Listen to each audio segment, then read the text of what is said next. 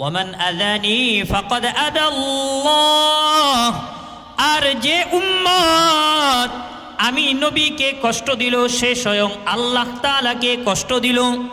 ওয়ামান আদাল্লাহ ফায়ুশিকু আন ইয়াকুযাহু, আর যে ব্যক্তি রব্বে কারীমকে কষ্ট দিল অচিরেই আল্লাহ তাআলা তাকে পাকড়াও করবেন। নাউযুবিল্লাহ। মুসান্নাফ ইবনে আবি শাইবার 34598 নং হাদিস। قال رسول الله صلى الله عليه وسلم, আল্লাহর নবী বলেন, তোমাদের মধ্যে যাদেরকে দেখো সাহাবায়ে কেরামদেরকে নিয়ে সমালোচনা করে তাদেরকে বলে দাও, মান সাব্বা আসহাবি ফালাইহি লানাতুল্লাহ, যে উম্মত সাহাবায়ে কেরামদেরকে নিয়ে সমালোচনা করবে তার উপর আল্লাহ তাআলার লানত, নাউযুবিল্লাহ, তার উপর আল্লাহ তাআলার অভিশাপ। সাহাবায়ে কেরামদেরকে নিয়ে যে সমালোচনা করবে, বিব্রতকর কথা বলবে, তার উপর আল্লাহ তাআলার লানত। বুখারী শরীফের 3673 নং হাদিস।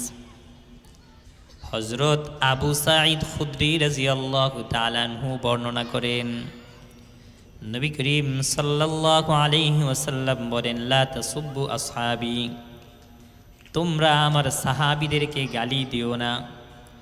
ফালাউ আন্না আহাদাকুম আনফাকা মিথলা উহুদিন যাহাবান, তোমাদের মধ্যে কেউ যদি উহুদ পাহাড় পরিমাণ স্বর্ণ দান করে থাকে, মা বালাগা মুদ্দা আহাদিহিম ওয়ালা নাসিফাহু, তথাপিও সে আমার একজন সাহাবীর অর্ধেক দানের সমপর্যায়ে পুষবে না।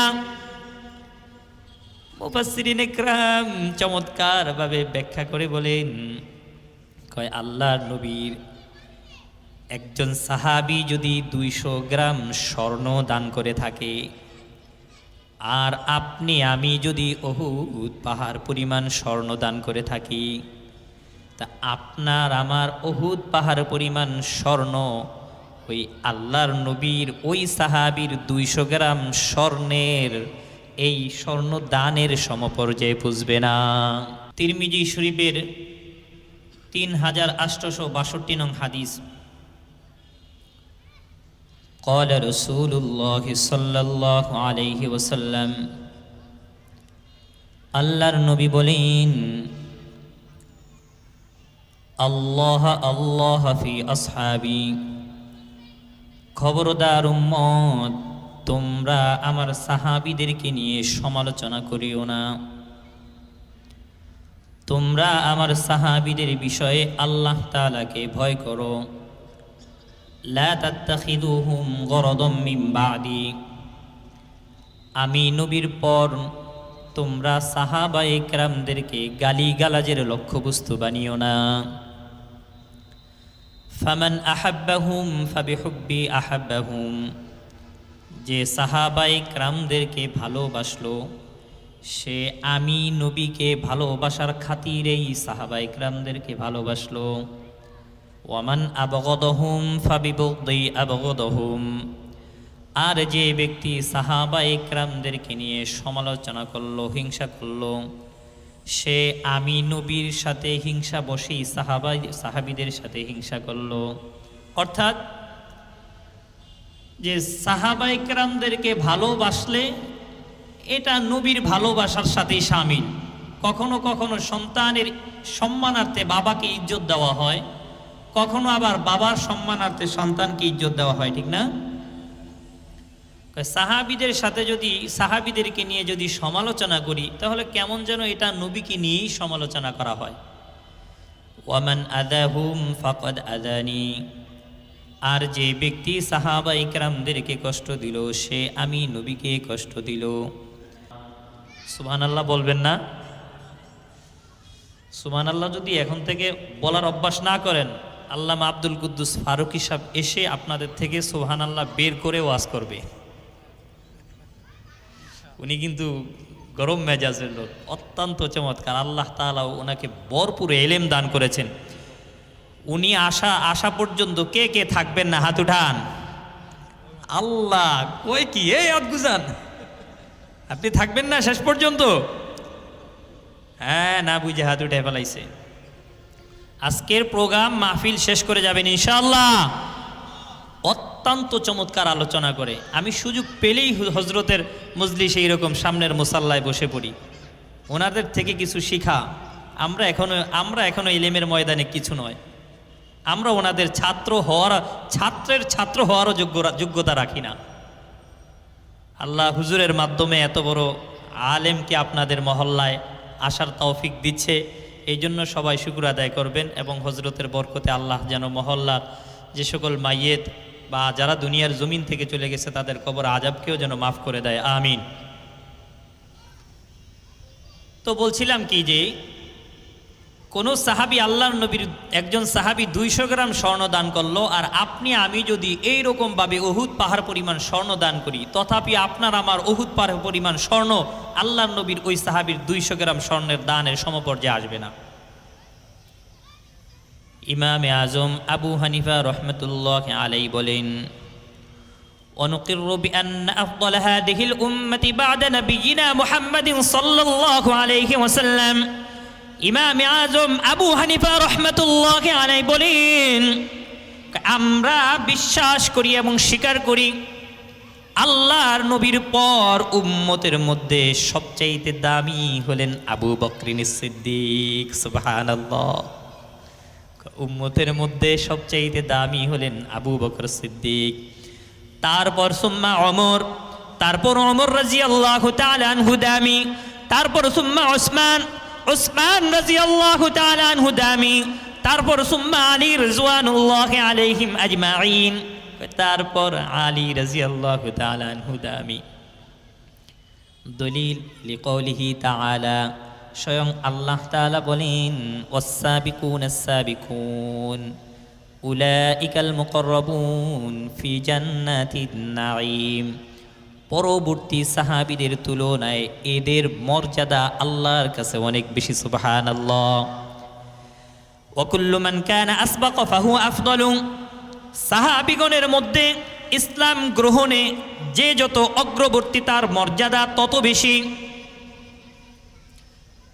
ওয়া ইউহিব্বুহুম কুল্লু মুমিনিন তাকিয়িন।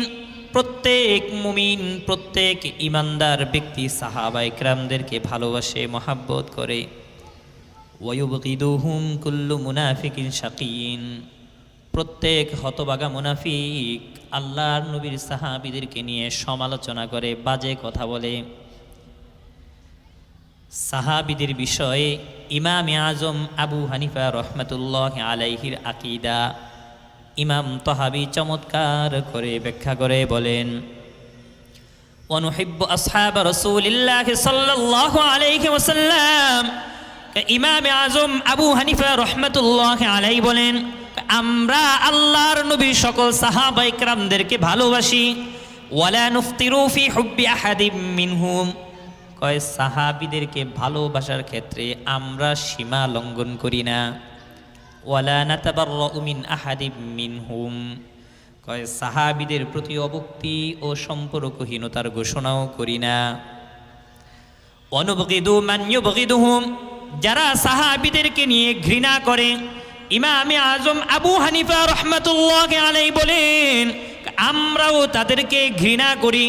ওয়ালা নাযকুরুহুম ইল্লা বিখাইরিন।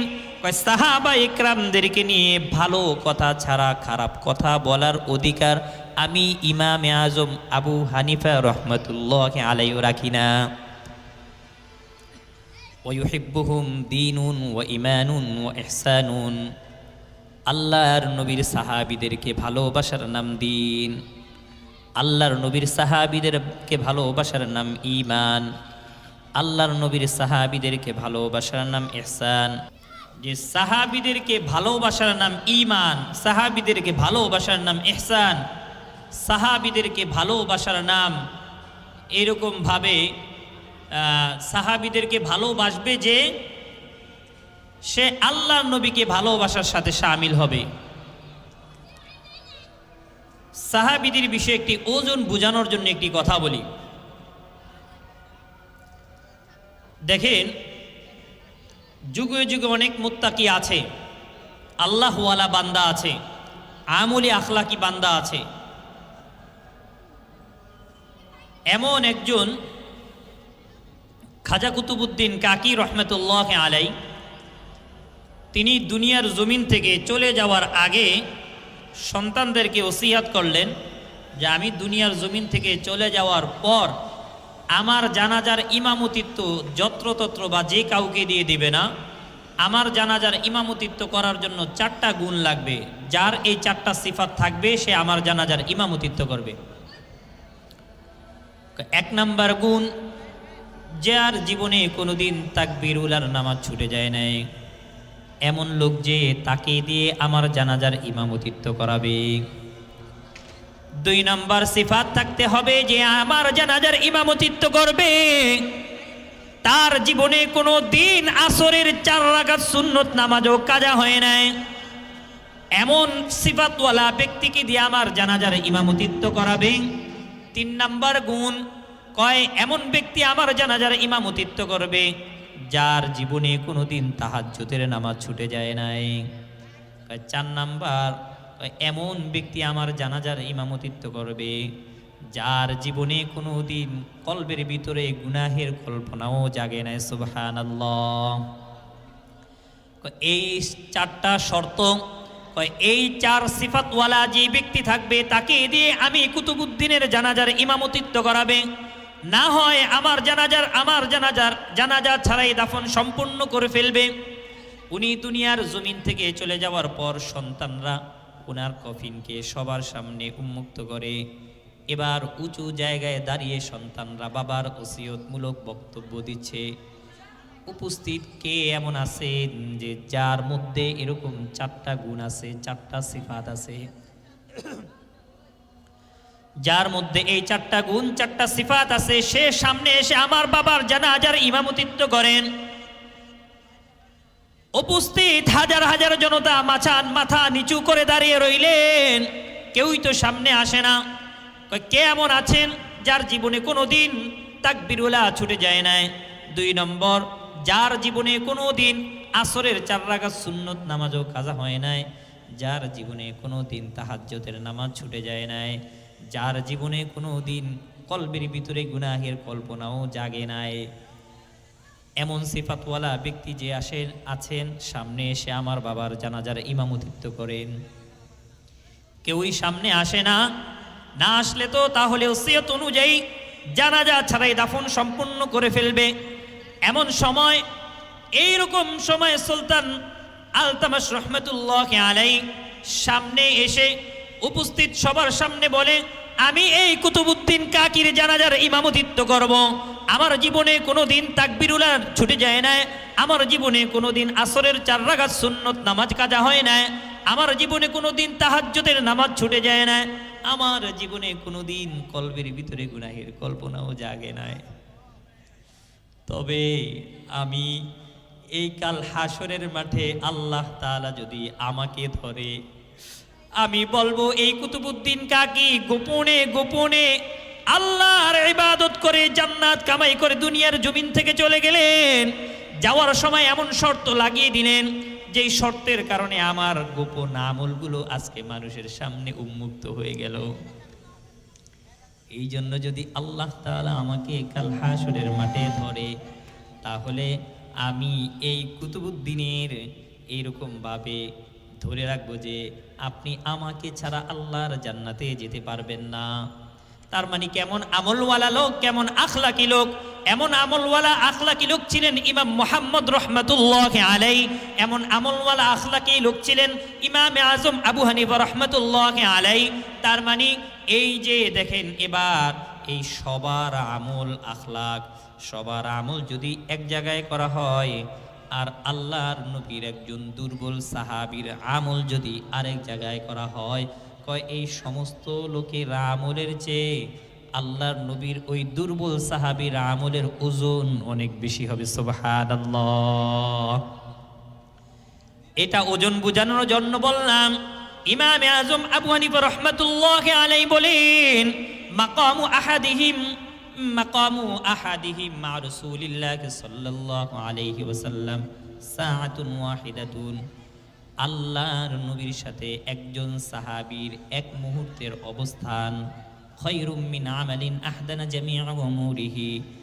আপনার আমার আজীবন আমলের চেয়েও উত্তম। সুবহানাল্লাহ।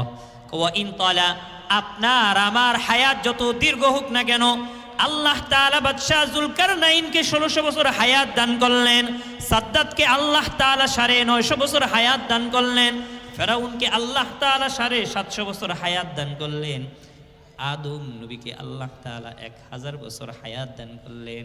কয় আপনার আমার হায়াত যদি এই বাদশাহ যুলকারনাইনের মতো 1600 বছর যদি হয়ে থাকে, আর 1600 বছর যদি আপনি আমি আল্লাহর ইবাদত করে থাকি, কয় তারপরও আল্লাহর নবীর একজন সাহাবী আল্লাহর নবীর সাথে যে এক মুহূর্ত অবস্থান করেছেন, ওই অবস্থানের ওজন তার চেয়ে অনেক বেশি। সুবহানাল্লাহ। আমাদের আহলে সুন্নাত ওয়াল জামাতের আকীদা হলো সকল সাহাবায়ে কেরাম মাসুম। গুনাহ ছিল কিন্তু দুনিয়ার জমিন থেকে যাওয়ার আগে আল্লাহ তাআলা গুনাহ মুক্ত মাসুম বানিয়ে দুনিয়ার জমিন থেকে নিয়েছেন। আবু দাউদ শরীফের 2537 নং হাদিস, আন আবি হুরায়রা রাদিয়াল্লাহু তাআলা আনহু قال, আবু হুরায়রা রাদিয়াল্লাহু তাআলা আনহু বলেন, আন্না আমর ইবনে উকাইশ কানা লাহু রিবান ফিল জাহিলিয়া, জাহিলি যুগে আমর বিন উকাইশের কিছু সুদের মাল পাওনা ছিল। ফাকারিহা আইয়ুসলিমা হাত্তা ইয়াকুলাহু, ফলে সে সুদের মালগুলো পাওয়ার আগে ইসলাম গ্রহণ করতে চায় না, কারণ ইসলাম গ্রহণ করলে তো সুদের মাল খেতে পারবে না। ফাজা ইয়াউমু উহুদিন ফাকাল, উহুদ যুদ্ধের দিন তিনি নিজ বাড়িতে এসে জিজ্ঞেস করলেন, আইনা বনু আম্মিন, আমার চাচাতো ভাইয়েরা কোথায়? লোকেরা বলল, বিউহুদিন, তোমার চাচাতো ভাইয়েরা উহুদ যুদ্ধে গিয়েছে। তারপরেও তিনি নাম উল্লেখ না করে জিজ্ঞেস করতেছেন, আইনা ফুলানুন, আমার অমুক ভাইয়েরা কোথায়? ক্বালু বিউহুদিন, লোকেরা বলে তোমার অমুক ভাইয়েরাও উহুদ যুদ্ধে গিয়েছে। তিনি আবারও নাম উল্লেখ না করে বলে, আইনা ফুলানুন, আমার অমুক ভাইয়েরা কোথায়? ক্বালু বিউহুদিন, লোকেরা বলে তোমার অমুক ভাইয়েরাও উহুদ যুদ্ধে গিয়েছে।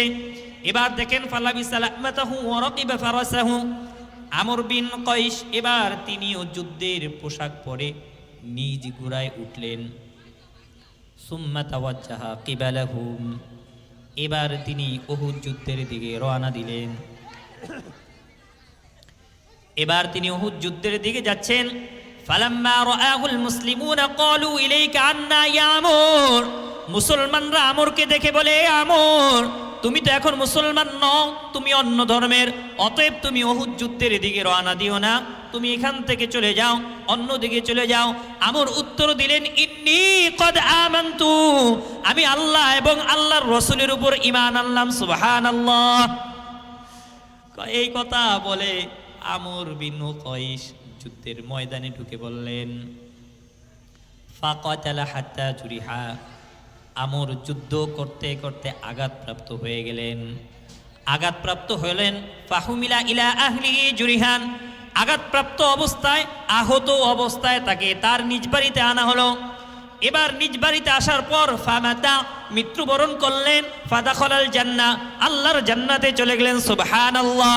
ওয়ামা সাল্লাল্লাহু সালাতান, জীবনে কোনোদিন এক ওয়াক্ত নামাজ পড়ে নাই, জীবনে কোনোদিন একটি রোজাও রাখে নাই, শুধুমাত্র আল্লাহর নবীর সাহাবীর খাতায় নাম লিখিয়ে আল্লাহর নবীর সহবত প্রাপ্ত হয়ে জীবনের শেষ সময় নবীর সাহাবীর খাতায় নাম লিখিয়ে দুনিয়ার জমিন থেকে চলে গেলেন। এক রাকাত নামাজ ছাড়া, একটি রোজা ছাড়া। ফামাতা ফাদাখালাল জান্নাহ, মৃত্যুবরণ করার সাথে সাথে আল্লাহর জান্নাতে চলে গেলেন। সুবহানাল্লাহ।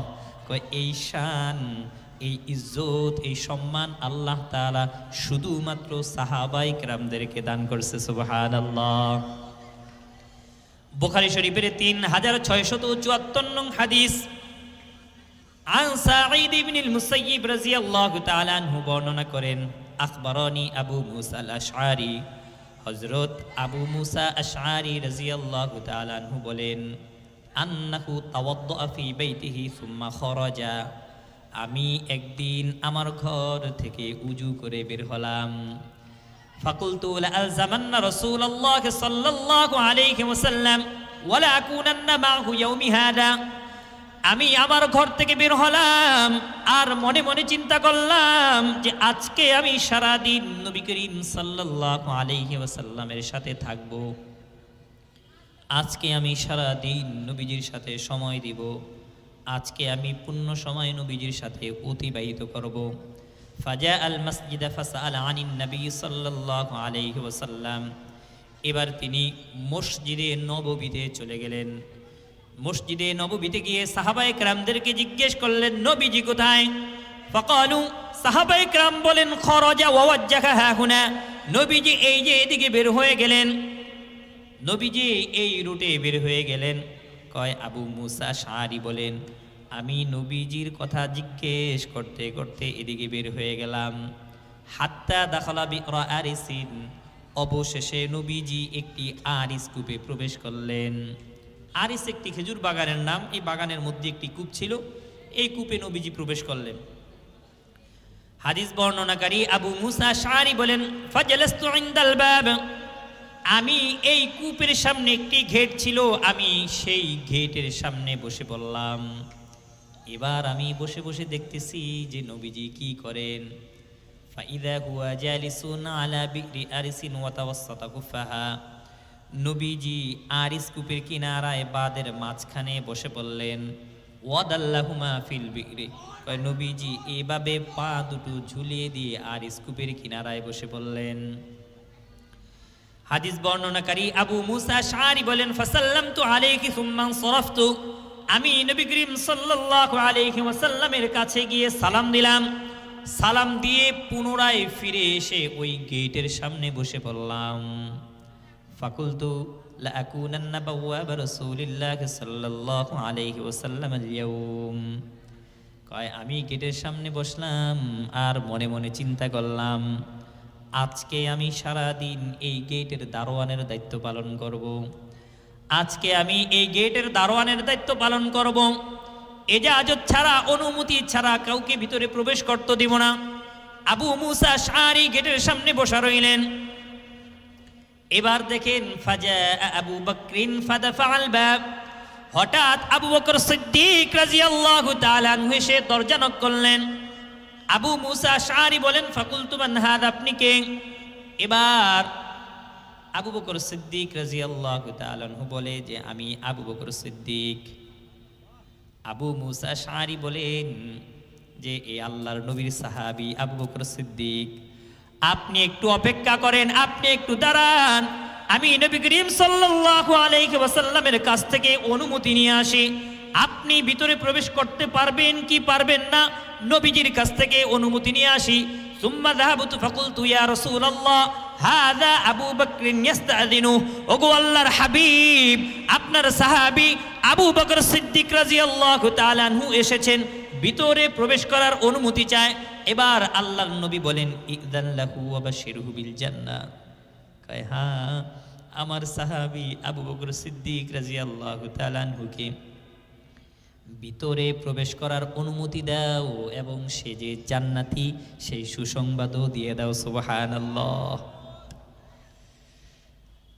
ফাআকবালতু হাত্তা কুলতু লিআবি বকরিন, আবু মুসা আশআরী আবু বকর সিদ্দিক রাদিয়াল্লাহু তাআলা আনহুর কাছে গিয়ে বলেন, হে আল্লাহর নবীর সাহাবী আবু বকর সিদ্দিক, আপনাকে ভিতরে প্রবেশ করার অনুমতি দিয়েছেন এবং আপনি যে জান্নাতি সেই সুসংবাদও দিয়েছেন। সুবহানাল্লাহ। ফাদাখালা আবু বকর, আবু বকর সিদ্দিক রাদিয়াল্লাহু তাআলা আনহু ভিতরে প্রবেশ করলেন। ফাজালাসা আন ইয়ামিন রাসূলিল্লাহি সাল্লাল্লাহু আলাইহি ওয়াসাল্লাম, আবু বকর সিদ্দিক রাদিয়াল্লাহু তাআলা আনহু ভিতরে প্রবেশ করে আল্লাহর নবীর ডান পাশে কূপের কিনারায় বসে বলল সুবহানাল্লাহ। কিভাবে বসলেন? ওয়াদাল্লা রিজলাইহি ফিল বিকরি কামা সানাআন নবী সাল্লাল্লাহু আলাইহি ওয়াসাল্লাম, আল্লাহর নবী যেভাবে বসলেন আবু বকর সিদ্দিক রাদিয়াল্লাহু তাআলা আনহু আল্লাহর নবীকে নকল করে ঠিক সেইভাবেই কূপের কিনারায় বসে পড়লেন। সুবহানাল্লাহ। সবচেয়ে বেশি আবু বকর সিদ্দিক রাদিয়াল্লাহু তাআলা আনহু আল্লাহর নবীকে নকল করতেন। নবীজি উযু করেন, আবু বকর সিদ্দিক রাদিয়াল্লাহু তাআলা আনহু তাকিয়ে তাকিয়ে আল্লাহর নবীর উযু দেখতেছেন।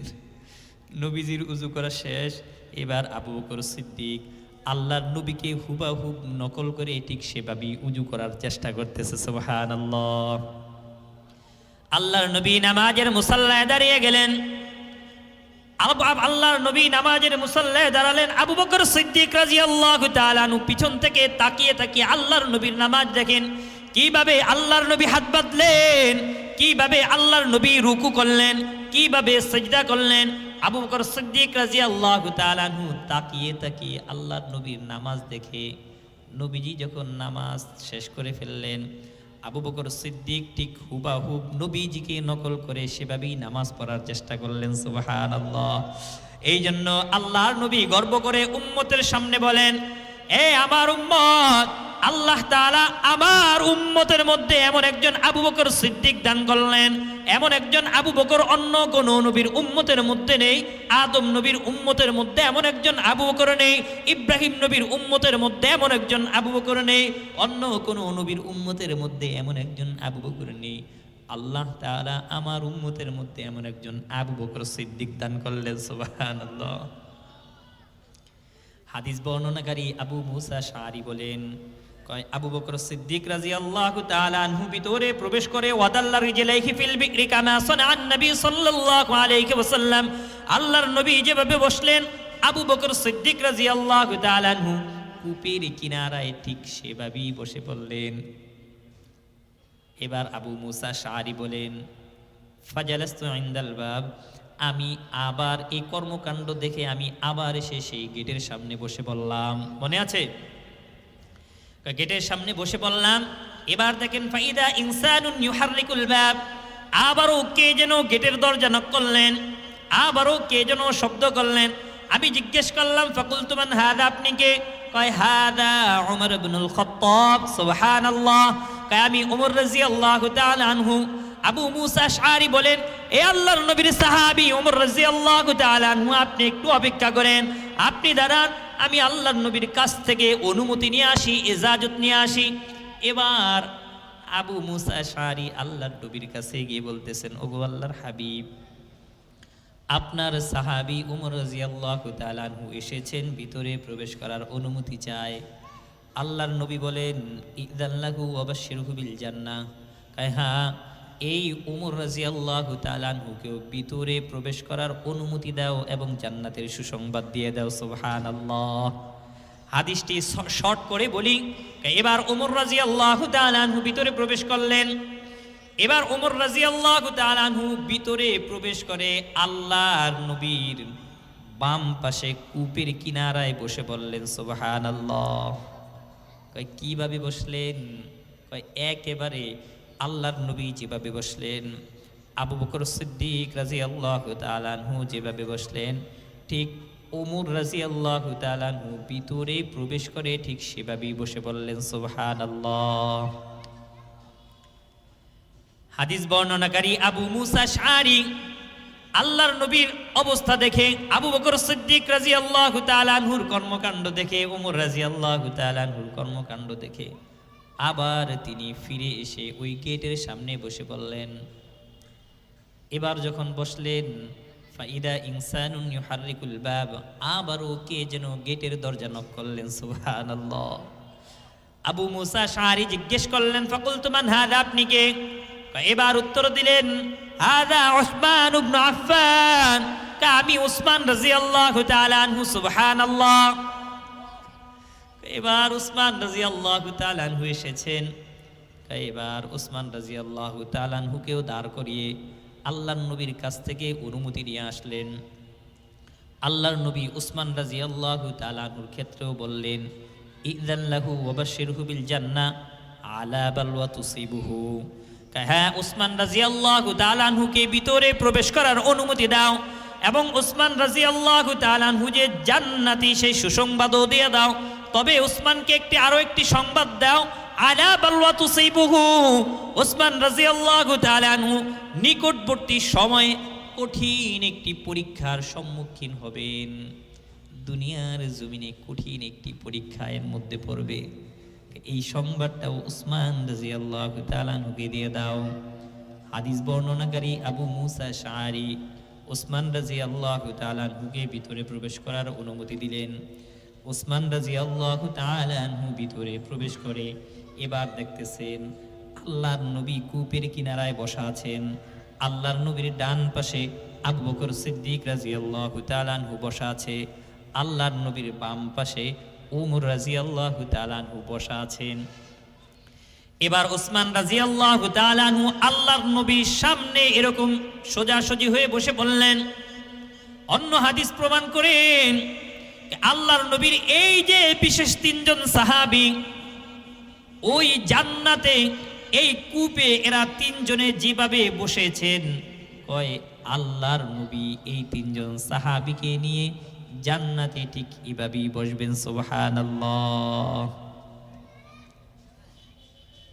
আল্লাহর নবীর প্রত্যেক সাহাবীর শান মান অনেক বেশি। ওই যে ইমামে আজম আবু হানিফা রাহমাতুল্লাহি আলাইহি বললেন, নবীজিও এক তিরমিজি শরীফের 455 নং হাদিস, قال رسول الله صلى الله عليه وسلم, আল্লাহর নবী বলেন আসহাবিকা নুজুম, আমার সাহাবীরা হলো আকাশের তারকা তুল্য। ফাবি আইয়িহিম ইকতাদাইতুম ইহতাদাইতুম, আমার উম্মতের মধ্যে কোনো উম্মত যদি সাহাবীদেরকে অনুকরণ করে তাহলে নিশ্চয়ই সে হেদায়েত প্রাপ্ত হয়ে আল্লাহর জান্নাত লাভ করবে। সুবহানাল্লাহ।